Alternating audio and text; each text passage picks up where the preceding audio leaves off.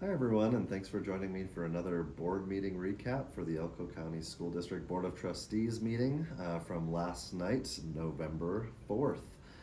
We had not a crazy big agenda, but some great items that we were able to cover. So we started out our meeting with introduction of our student board member, and that student was Vanessa Romero, who is a senior at Elko High School.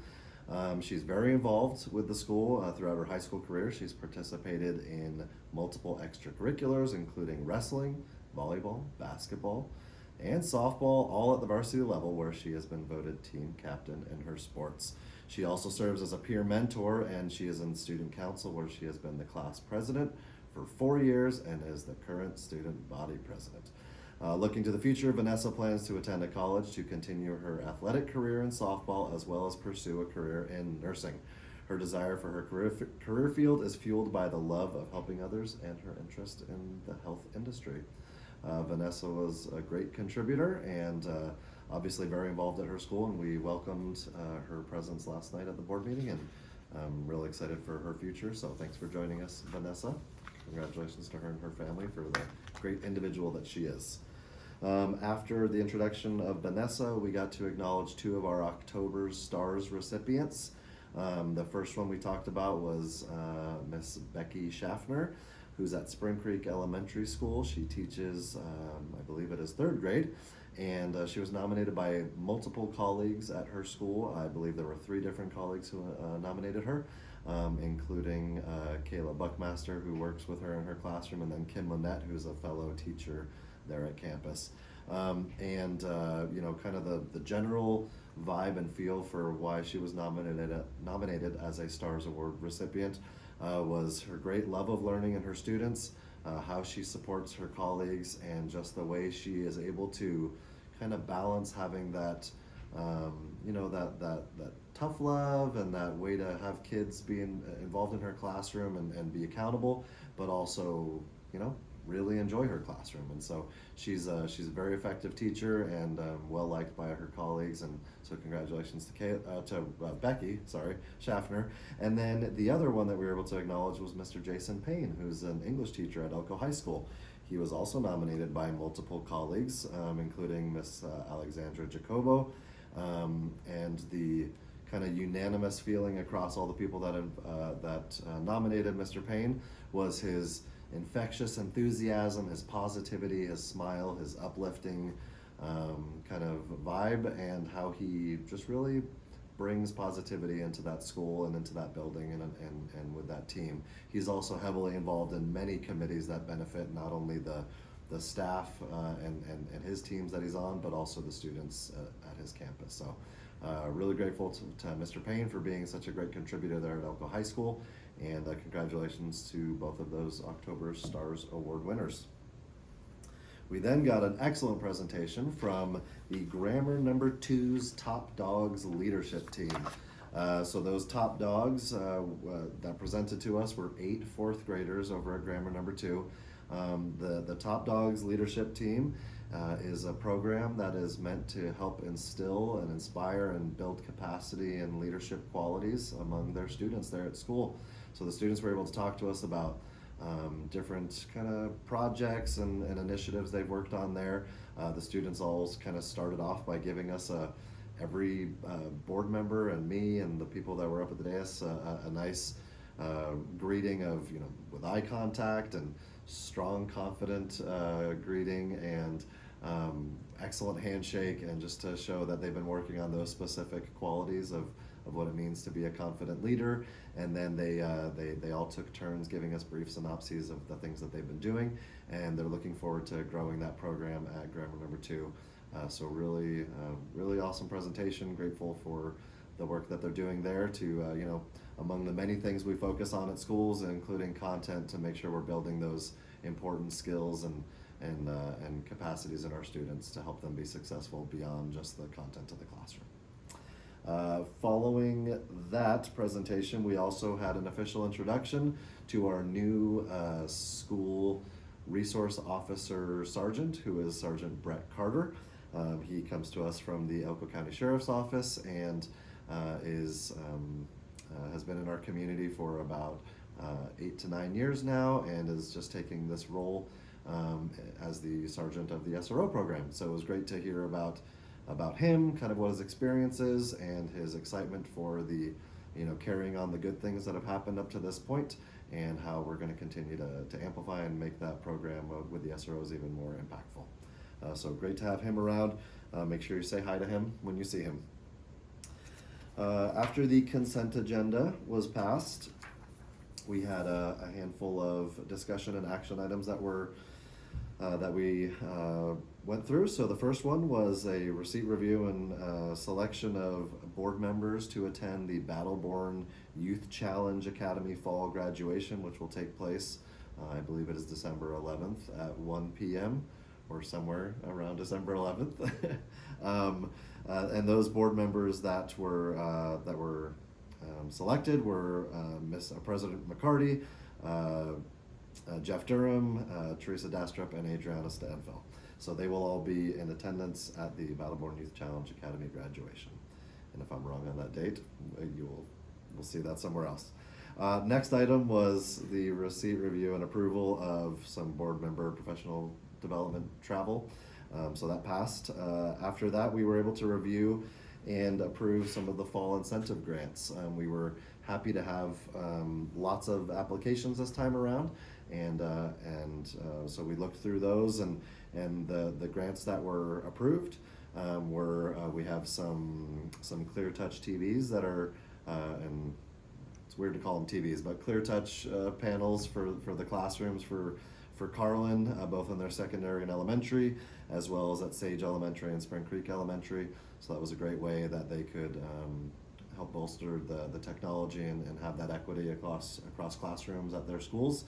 And then apart from ClearTouch panels, we also had Elko High School, who's getting some new practice wrestling mats to help amplify that program. Liberty Peak Elementary is finally able to complete phase 1 of their playground structure and upgrade, thanks to this continued work with the grants. And then Mountain View Elementary has a wonderful project for enhancing and building an outdoor learning center at their school. So those were all projects that we were able to support through the Elko County School District Incentive Grant Program. The total amount of dollars that are being spent from our end as a district is a little over $31,000, and with all of those being matched by different accounts at each of those schools. So happy to see those projects moving forward. Next up, we got a wonderful update on Lexia Learning, which is a new platform that the district adopted this year for all of our elementary schools and for K through 5. And Lexia Learning is a program that helps students meet students where they are with their literacy proficiency, and kind of help fill in gaps and help them move forward to try to get back to grade level, or if they're already at grade level, to even progress beyond. So it's a nice adaptive program that not only allows for kids to work at where they are, but also provides teachers resources and space to work with kids individually as they continue to learn at their own level. So we just started doing that this year, and we kind of piloted it at a couple of schools last year and saw some good gains there, and so we've now put it at the whole district. And so we're only a couple months into implementation, but the numbers are already looking really good.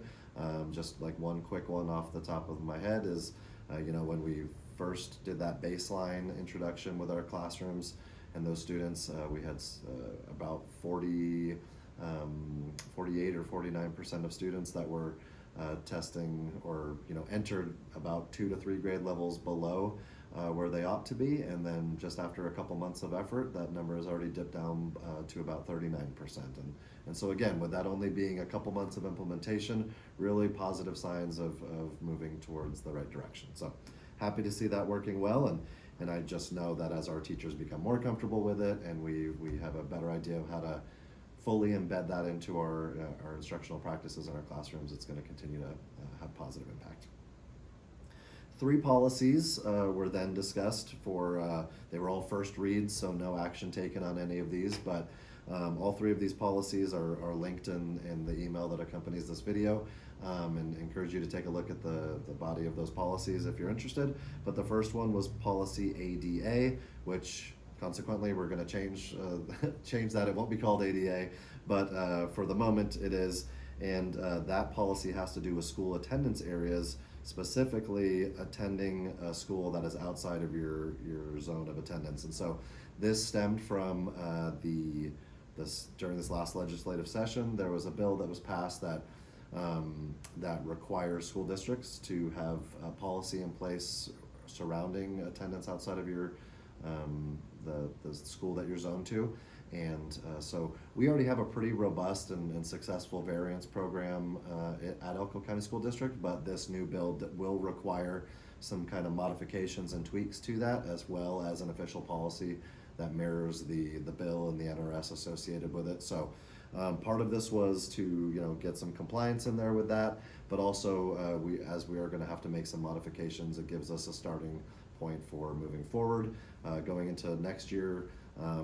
Those modifications and tweaks will be implemented for next school year, effective July 1. So board gave some feedback and suggestions for how to make things a little clearer and make sure we're doing that right and having it mirror that assembly bill and the NRS appropriately. The next one was policy DHF, which is about travel and employee reimbursements. There were just two very minor tweaks to that. Nothing significant changed there. And we did receive also some feedback for that, so that one will be back at the next meeting as well. And then the last policy that was reviewed was policy GCC07, which is about vacation for unlicensed employees. And this one was very much just like a catch-up in language. The last time that had been edited was about 2012, and we've had many iterations of master agreements for the classified staff since then, but this policy just went unchanged throughout all that time. And so one of these things where we find that, oops, we haven't updated that officially, and so those changes were made. It is nothing that isn't already in practice and in contract. So that is made to mirror what has already been ratified and by the association, and that the board has approved from lots of years ago, and so it's now current. And that was the extent of all of our items. The